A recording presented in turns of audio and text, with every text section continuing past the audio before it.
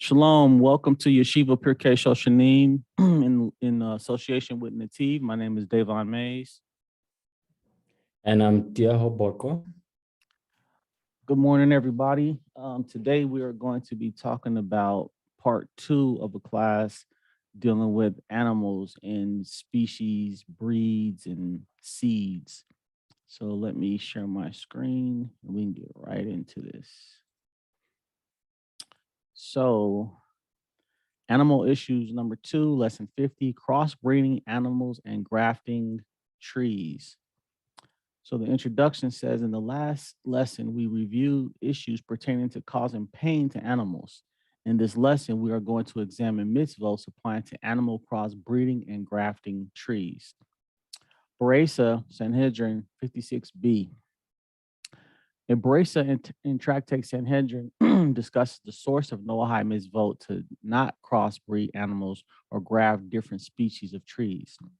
The rabbis taught in a Beresa that 7 commandments were given to the children of Noah: justice, not cursing the divine name, not committing adultery, against acts of sexual immorality, against murder, against theft, and against eating a limb from a living animal. Rabbi Kananya Ben Gamla says also against eating blood taken from a live animal. Rabbi Kidka says also against sterilization. Rabbi Shimon says also against sorcery. Rabbi Yossi says a Noahide is also warned against every act stated in the section on sorcery.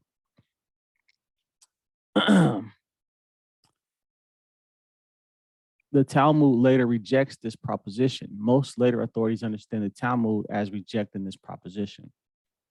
Rabbi Eliezer says Noahides are also warned against kilaying, prohibited mixtures of species. Noahides are, however, permitted to wear clothing made from mixtures of wool and flax, and to plant kilayim, meaning to plant different plant species of vegetation in the same plot. However, Noahides are prohibited from mating different species of animals and from grafting one species of tree onto another. The Talmud then embarks on a lengthy, detailed examination of the Torah sources and allusions to each of the propositions brought in the Beresa. On page 60a, the Talmud turns its attention to Rabbi Eliezer. From where is this derived that the Noahides may not crossbreed animals or graft different types of trees? Shmuel, offering an explanation of Rabbi Eliezer, says, because the verse states, my decrees you shall observe, you shall not mate your animal with another kind. You shall not plant your field with diverse species, and a garment of mixed species you shall not come upon you. You shall not mate your animal with another kind. You shall not plant your field with diverse species, just as your animal prohibits mating, your field prohibits grafting trees. T-Ho, you could jump in at any time. Sanhedrin 60a elucidated. Let's take a closer look at Sanhedrin 60a. From where is this derived that Noahides may not crossbreed animals or graft different types of trees? Shmuel, offering an explanation of Rabbi Eliezer, says, because the verse states, my decrees you shall observe, you shall not mate your animal with another kind, you shall not plant your field with diverse species, and a garment of mixed species shall not come upon you. Compared to Leviticus 19:19, Deuteronomy 22:10-11, that record a Jewish prohibition against doing so. Also, Rashi explains, my decrees you shall observe is an unusual turn of phrase for the Torah. Normally, God issues his decrees without any introduction. So whenever we see such a preface, we must question its purpose. Here it implies that these statutes were already known to man. God is only adjuring man to preserve them. Shmuel explains that these statutes are ancient Noahide prohibitions against crossbreeding species and grafting animals. And grafting trees. You shall not mate your animal with another kind. You shall not plant your field with diverse species, just as your animal prohibits mating, your field prohibits grafting trees. Shmuel is telling us that the Hebrew expression, you shall not plant your field with diverse species, refers specifically to grafting trees in one's orchard and not to planting multiple species of plants in a single field.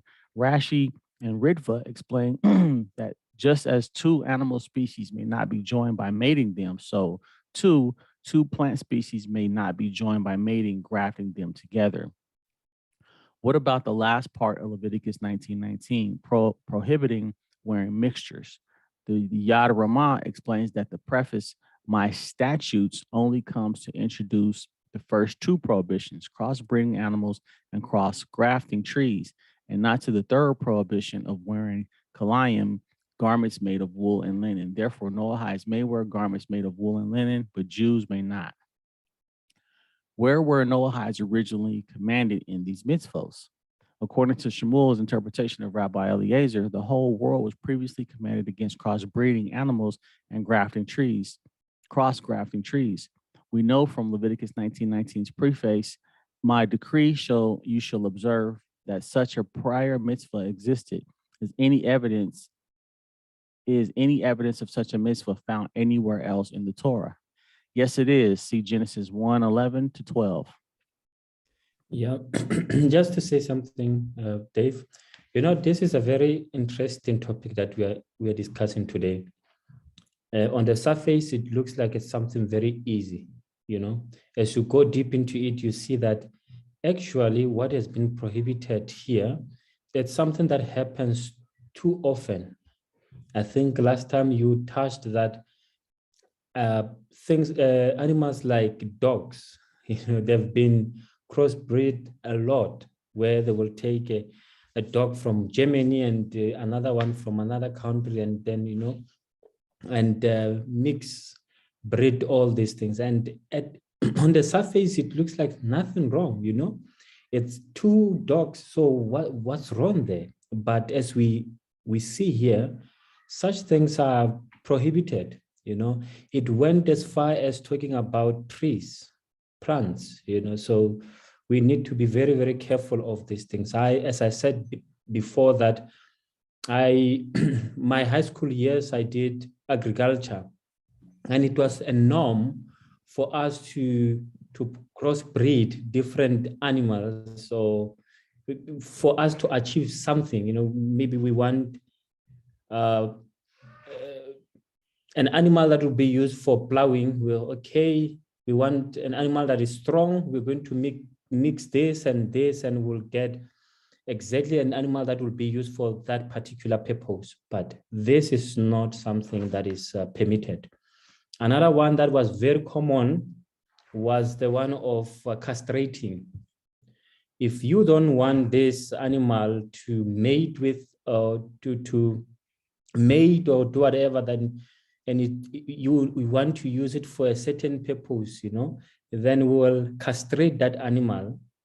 But we see from what we are reading today that we should not be engaging in such practices of castrating an animal unnecessary. Maybe let me put that word, unnecessary castrating animals. And also when it comes to mixing of different species, that one we should shy away from it. Yeah, good point. We practice a lot of this in the States. People are always mixing, especially dog breeds. I'm sure they do it with other things, but we know for sure dog breeds are heavily mixed and for specific purposes to make hunting dogs and fighting dogs and different areas of what people do. One of the reasons that this is prohibited, in my humble opinion, is it's almost like playing God, trying to create some breed that somebody can put their name on and say, "Oh, I made this dog. He weighs 300 pounds. He's a lion hunting dog," and we just create them for our own purposes. So yeah, good points. And God said, go ahead.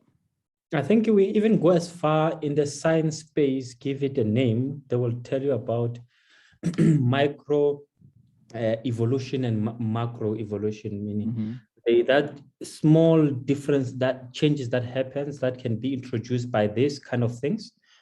And the one that is disputed, of course, is the macro evolution, where we say once upon a time there was a fish, and that fish turned to a human being. Yeah. So the one that seems to be permitted even within Christian spaces and other religions is this micro evolution, where we're saying, no, it's fine as long as there are small changes that are that we can see. There's nothing wrong. But I think this comes as a surprise to many people.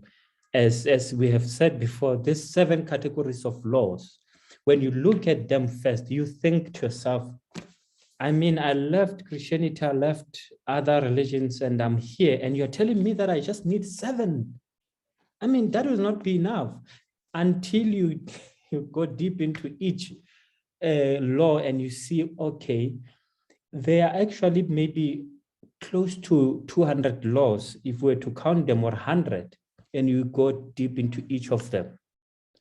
Yeah, I'm glad you brought up that it's not 7 laws, it's the 7 categories. And in the category, you can go deep and deep and deep, and you can see how much you can bring out just by, even when we touched on idolatry and, sex crimes. It's like there's so many different tiers to it. So yeah, the Torah is an ocean of information, and the digger you deep, the digger you dive into it. You know what I mean?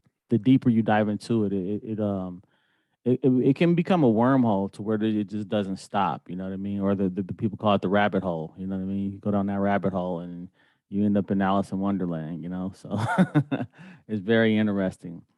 So it says, and God said, the earth shall sprout forth vegetation, herbage that produces seed, edible trees that produce fruit of their own species, and the earth produce vegetation, herbage that produces seeds of its own species, and trees that bear seed bearing fruit of their own species. We see here that even though all herbage produce its own species, only the trees were actually commanded to produce fruit identical to their own species. From here, we have learned that Adam was charged with keeping animal species separate as well. Therefore, the original Noahide laws appear to have included these prohibitions.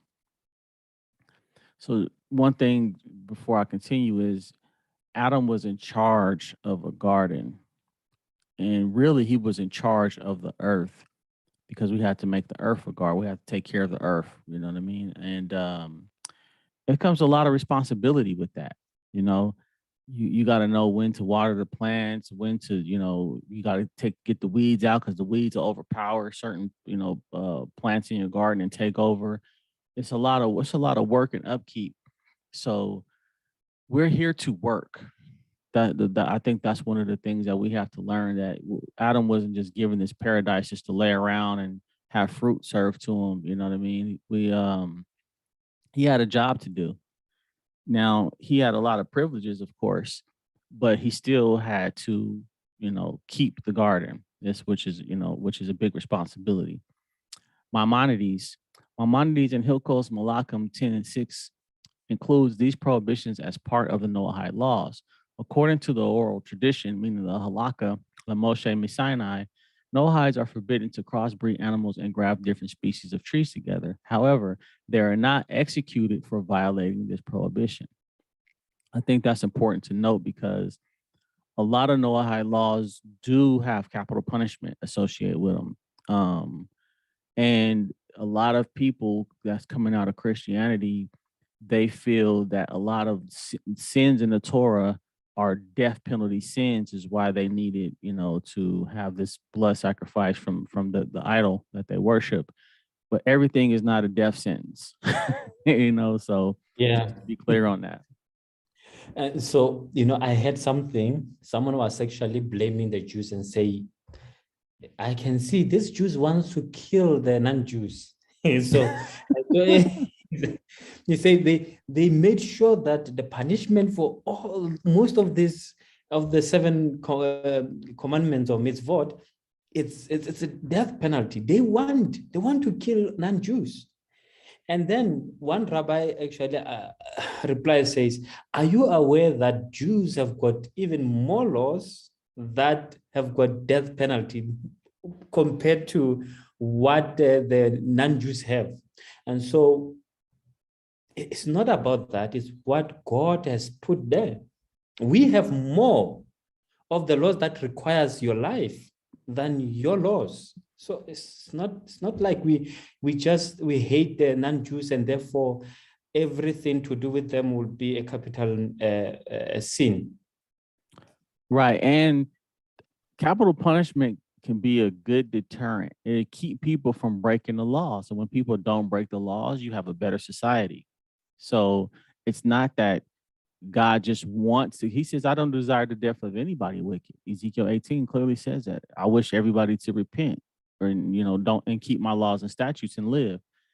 But he will punish. And if you know that you're going to get a penalty, then people are, less likely to break those laws. Most people don't steal because they know they're going to go to jail or they're going to get a heavy fine, So America has thousands and thousands of laws and people don't complain about that. And we also have capital punishment. Now, when you're on the other end of that, it's different to where if you're not the one whose family member was killed or hurt or something, then those laws are, you look at them different opposed to, you know, um, if somebody breaks in your house, would you like the law to be able to defend yourself and shoot them, or are you against guns until something happens to you?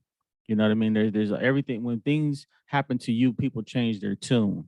That Until you're yeah, yeah, until your ox is gored. You know what I'm saying? Like until something happens to you, people look at things completely differently. So completely. if somebody hurt somebody in your family and they killed them, you don't look at the death penalty as the same, opposed to you just reading an article or the paper. Oh, they killed that man because he did something. We shouldn't have the death penalty. We should have rehabilitation. And yeah, for certain circumstances, but sometimes, in the countries that have the capital punishment, they have less crime. That's just just pretty much how it works. There's always exceptions to the rule though, but overall, these punishments are a deterrent to keep people from breaking the laws, because the Torah says you should put the evil away from you. You know what I mean? So it says so the people shall see and fear and not do that. So when somebody sees somebody get punished, it's like, okay, maybe I should not do that. When Korah and the rebellion that they did against Moses and Aaron, everybody saw what happened to them. You didn't really see those type of uprisings anymore. It's a deterrent. So yeah, good points. Yeah. Maybe another thing that I would like to add is we know that Adam, man, was given dominion over animals, but God, he is concerned about the welfare of animals.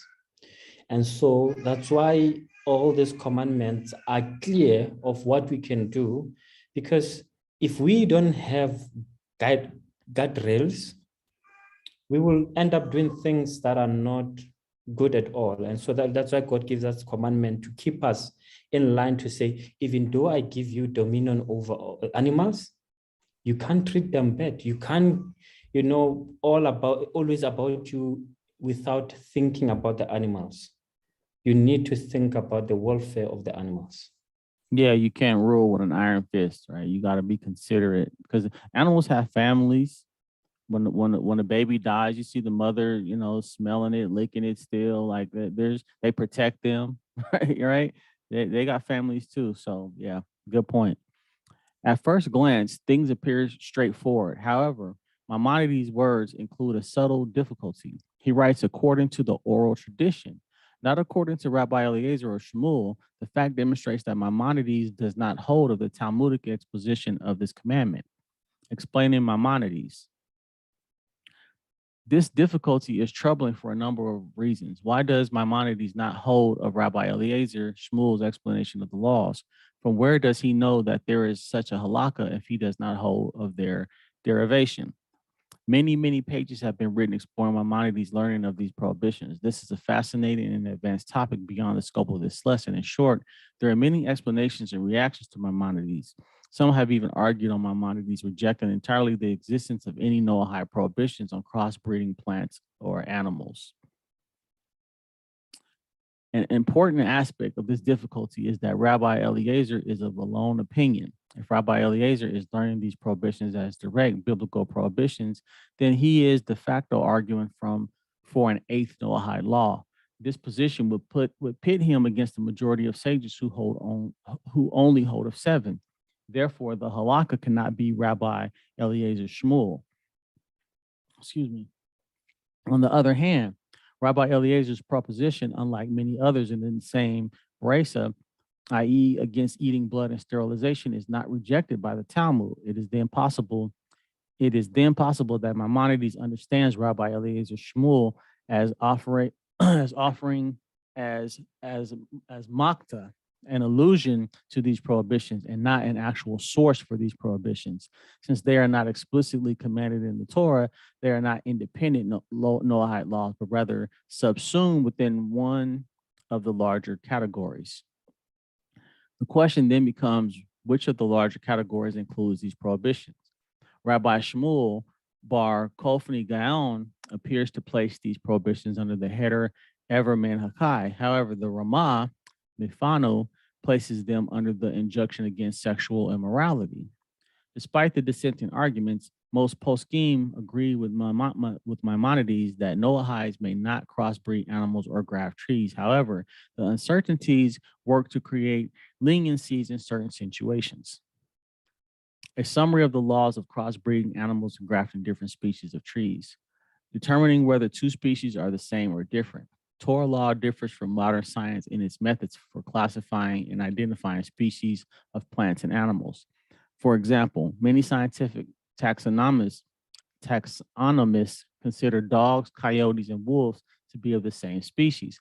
Halakha, however, does not. Therefore, one may not breed these animals to each other.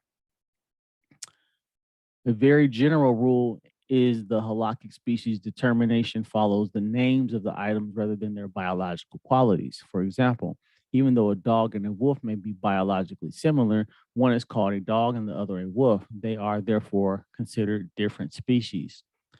This rule of following the name is only a general guideline and certainly does not help us for determining leniencies. For example, some citrus fruits, even though they have different names, may be considered one species in halakha. Anytime there is a doubt as to whether two animals or two plants are considered the same species, a qualified rabbi should be consulted. And Yes, just to say something, yeah, I I was was going to stop there too. Go ahead. yeah, sure. I was actually shocked when I found out that the blessing that you say for when you eat a banana, I thought you will say a blessing for fruits, but you say a blessing that you say when you eat vegetables. So maybe something that we can look at it some other time, but the blessing for eating banana is actually for vegetables. So which means it's classified not under fruits. Even though it's a fruit tree.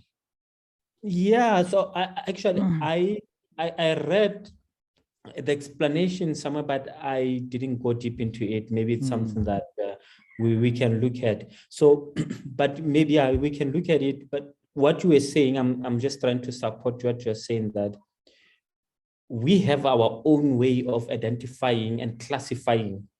Right. And right. our own classification seems to be not really in accordance with the Torah and halakha. And so it is always best that go with, if you're not sure, consult a rabbi and he will clarify things for you. That's exactly what I was going to say. Deuteronomy 17. If you have a case that's too difficult for you to understand, Deuteronomy 17, 8 through 14 clearly tells you go to the priest and the judges in those days, which would be our rabbis, Orthodox rabbis. To what does this apply? Broadly, this prohibition applies to all animals that mate via genital cloacal coupling. This would include all mammals, both land and sea, reptiles, and most amphibians and birds. This prohibition also applies to mating hybrid species with the pure species. For example, one may not mate a mule with a horse. The reason is that a hybrid species is considered a new species unto itself. One may, however, mate two of the same hybrids provided that their mothers and fathers were respectively of the same species. For example, a mule whose mother is a donkey and father is a horse may mate with another mule whose mother is a donkey and father is a horse. However, A mule whose mother is a donkey and father is a horse may not mate with a mule whose mother is a horse and father is a donkey. So there are some definitely things to consider when you're dealing with these types of issues. It appears that these prohibitions Yeah. that this Sorry, prohibition. again. I'm sorry. Go ahead. Yeah. On the chat, I pasted a link into what we're talking about, that actually banana is classified under vegetable.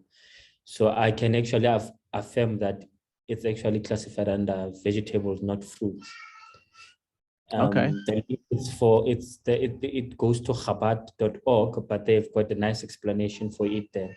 So this is just to go and to show you that the halacha classify things completely different. And so you might find yourself on the wrong side of the law by assuming that maybe, for example, you banana and orange, they fall under the same category. As you have stated already, a dog and you said a wolf. Mm-hmm. So you might, with our own explanation, we might classify them like that, but and then we'll be in the wrong side of the law. So always, if you're not sure, please ask a rabbi. If you don't have access to a rabbi, please, you can reach out to Native, and they should be able to help with clarifying things. Yes, very, very true. It appears that this prohibition applies to mating animals of different species, even when they cannot produce viable offspring. One may not crossbreed his own animals, those of another, or those that are ownerless. Excuse me. So you just can't take stray dogs and start doing what you want to do with them, stray cats. It doesn't work. Excuse me, like that. How does one transgress crossbreeding animals? In order to transgress this mitzvah, one must directly cause the mating to occur by either placing the animals in the mating position or using means that will likely lead to mating. Putting them in the same cage, isolating them with each other for an extended period of time. I'm sure there's different ways. Merely placing animals in a physical proximity, even though they may actually mate with each other, is not considered direct involvement and is permitted. So that's kind of not clear, because if you're placing animals in a physical proximity, even though they may actually mate with each other, it might be the intention behind it. If you didn't try to get them to do it, you just say, I don't have a lot of time. I got to put this dog with this wolf because I have to build a kennel, but I have to leave. I have to go somewhere. I think intention might come into this, because if you're placing things in the same, if you put a male and a female of two different species, there's a chance that they're going to mate. So if you did it on purpose, it's probably different than if you just did it without even thinking about it. And, because I know people who've let their dog out, not thinking anything about it. And next thing you know, the neighbor's dog jumps the fence and now you got puppies, right? you wasn't trying to do that. Like I remember years ago, a friend of mine was told to watch another friend's dog. And he said, don't let the dog outside because the neighbor's dog keeps trying to mate with her. And he forgot, let the dog outside. Next thing you know, got puppies. And I don't even know if it was the same breed of dog, like it was a whole little thing. But so this could be that example. And it wasn't intentional, but it still happened, so maybe it's intention behind that. Yeah. However, one Maybe should. maybe again what they're trying to talk about here is like, maybe you own a dog and a cat. I don't think you should be that concerned about having them in the same house. Right. Could be, because it says merely placing animals in physical proximity, even though they may actually mate with each other, is not considered direct involvement. It's not direct. You didn't make them do it. You just kind of put them next to each other. Probably not even not thinking about it. Not some things people are just like, it just wasn't on their mind. You know what I mean? Like you put a bird in a room with a squirrel, you're not thinking that they're going to do nothing. Like who, you know what I mean? But and I think intention has a lot to do with what's being stated here is why, because it's not direct involvement. Um, However, one should avoid placing two animals of different species in physical proximity if it is almost certain that they will try to mate. For example, one should not place a male wolf in a pen with a female dog that is in heat. One should similarly, I can never say this word, similarly avoid placing a horse in a pen with a mule if it is likely that they will mate. So if you know something, one of the animals is in heat, then you're kind of like, okay, you got to avoid that because you know there's a very high chance, right? Artificial insemination and genetic engineering. According to many poskim, artificial insemination of one species with the semen of another transgresses this prohibition. An animal produced by such procedures has the status of a new hybridized species as mentioned above. So there's some interesting points being made here. It is questionable whether genetic engineering involving the manipulation and splicing of genes on a molecular level is included in this prohibition. This is an exceedingly complicated question that continues to evolve alongside the sciences that drives it. Hybrid offspring. The hybrid offspring may be kept and maintained by its owner. The animal is permitted or consumption. All the laws of Tazar by Lee Chaim apply to this animal. What is called tree, vine, and fruit. Any perennial plant with a trunk or a structure resembling a trunk is called a tree for the sake of this prohibition. Therefore, grapes, peaches, apples, blackberries, bananas, etc., are all called trees. This prohibition also applies to combinations of trees and fruit-bearing vines. A vine is a plant that produces leaves and fruit, yet does not possess a trunk. It doesn't matter whether or not the vine is perennial. This would include many species we consider vegetables, such as tomatoes, gourds, cucumbers, etc. A fruit is anything the fruit or vine yields that may be used as sustenance for living creatures. Therefore, a tree or vine producing fruit that only animals eat, i.e., a bois d'arc tree, is included in this prohibition. However, trees that produce spices, cinnamon, for example, are not included.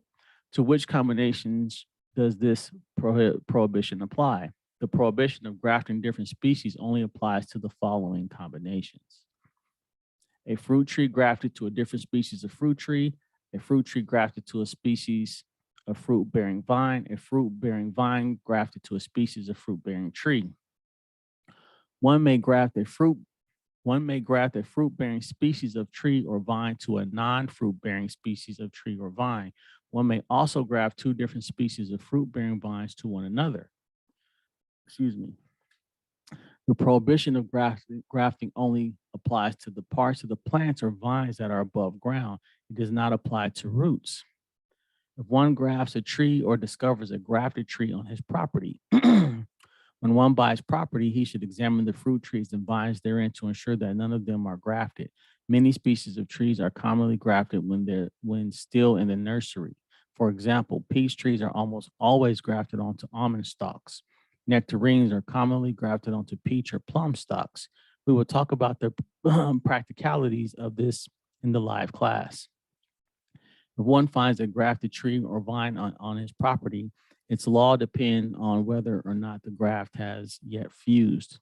If the graft has fused, then one may keep the tree. However, the tree should not be watered, pruned, or maintained for its own benefit. We will discuss this more in the live lesson.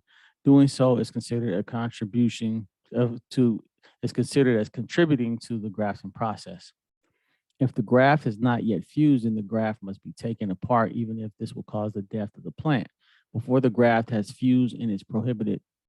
Before the graft has fused, it is also prohibited to uproot and replant the tree elsewhere. Once the graft has fused, the tree may be replanted. The fruit and branches of a hybrid tree. The fruit of a grafted tree or vine tree combination may be eaten. The branches of a hybrid tree may be cut and replanted. They are not themselves considered grafted entities. Rather, they are only the hybrid produce of such a graft. A branch from a grafted tree is like a hybrid animal considered a new species. It may not be grafted to either of its parent species. It may, however, be grafted to another identical hybrid. So we can see how complicated this topic is. And for a lot of people who live in the city, this is not a issue that you probably would ever come up with. A lot of people live in apartments. They don't have land, they don't have trees, they don't have vines. They go to the store and they buy their food. They have no idea the process those grapes got in the little basket they bought. They just know I bought the grapes and this is my grapes, right? And I'm not sure if it said it, but I didn't really realize it said it. Like, for instance, are we allowed to mess with like stuff like seedless grapes, seedless plants, or certain type of foods that they're removing the seeds, or they're making, cotton candy flavored strawberries now and all kind of different stuff, So what are the prohibitions against doing things like that? These are all questions that the rabbis in these fields can probably answer for you if you need to know such information. So we can see, like we talked about before, how deep the discussion can go. And it makes you think about it, because these all these laws come back to us when it deals with cloning.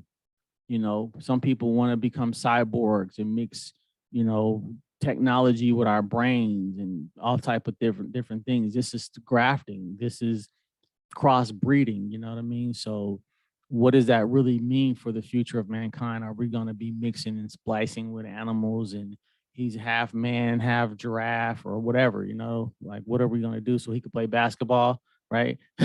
what, what are we doing with our species if we're dealing with plants and animals like this? What are we doing with ourselves? What is the law of the halakha of a man crossbreeding with a robot or whatever? Because people are doing some weird things these days. So these are just good questions and good discussion. I agree with you. I think this was very important that we go through it. And I hope people will learn a lot from this. As you said, this is just a proof that these laws can get very complicated very quickly. And so it is important, it is your responsibility to learn what is required from you. If you don't learn, you will not know what is required of you. You cannot expect to know what you need to do and what you are not allowed to do if you don't read. We are just here to try to introduce these topics, and you go back and make your research on your own with your study partner if you do have, and also by attending the native classes so that you can get more on these topics. Yeah. Quick question for you. Where you live, is it city based, or is it a lot of land and plants and trees and farms and stuff where you live? Yeah, so I live in a city, but where I live, I have got what we call a standalone house. So we've got standalone, we've got flats. So the standalone, you will have trees. So in my yard here, I've got probably 4 or 5 trees that I found here. But they're not fruit producing trees. They're just there to provide shade. So I think it's better that way. But for fruits that bear, for trees that bear fruits, you have to be very careful, as we have already discussed. And so most of the places, I would say, they've got trees, that people can eat, and this will come handy to people here in South Africa, maybe in Africa, to understand that they cannot be crossbreeding, they cannot be mixing, whatever. It will come handy, but I'll know also that it will come as a surprise to many people. Yeah, because it's not specifically stated in the Torah. You have to, like it says, some things are derived from other laws. Like, okay, if you can't do this over here, then maybe this applies to over here. And this is just Torah study. This is the Torah encourages you to study and ask questions and to learn the language. And when you learn the language, you learn the deepness of that, and even that leads to other questions and more learning and more learning. So very complicated, but at the same time, very enriching and empowering of learning how the Torah works and how it all fits together. And even though you got different rabbis' opinions, there's leniencies and then there's strictnesses. you have to learn the difference of when you should be strict and when you should be lenient. If it's something that can cause problems, you want to be more strict. If it's something that's not a big problem, that's when the rabbis tend to be more lenient. So just learn the differences and ask questions. That's the whole thing. So with that being said, we will see you guys next week. Thank you and shalom. Shalom.